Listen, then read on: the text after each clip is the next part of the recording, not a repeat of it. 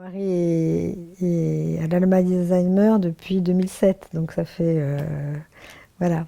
Et donc, à un moment donné, il s'est passé quelque chose que j'ai eu envie de joindre mon activité de metteur en scène et mon activité et donc ma préoccupation importante sur ça, par rapport à cette maladie. Mais les gens, souvent, ils se disent, mais comment vous faites? Et je me dis, en fait, une pièce de théâtre va montrer des situations, va montrer, quand on raconte, c'est une chose, mais si on le voit, enfin, il me semble que si on le voit jouer, c'est plus facile à comprendre peut-être que si on explique. Il y a des quiproquos énormes, dont enfin moi je ris beaucoup avec mon mari, je ris beaucoup. Je me marie demain avec lui.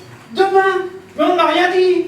Papa, c'est mon mariage, je pourrais t'en rappeler quand même. Moi l'idée que j'ai, c'est que cette maladie elle n'est pas connue. Il faut comprendre que le problème c'est la confusion. Et en fait, on ne le sait pas, on ne vous le dit pas, on parle de mémoire.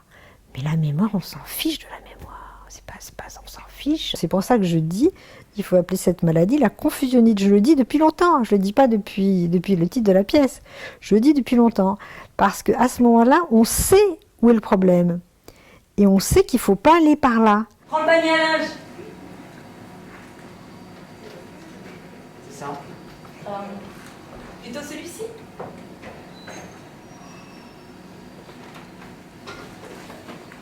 Mon chéri.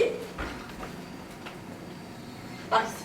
Ce qui est drôle, c'est que mon directeur de théâtre me dit souvent que si je réussis si bien avec mon mari, c'est parce que je suis metteur en scène.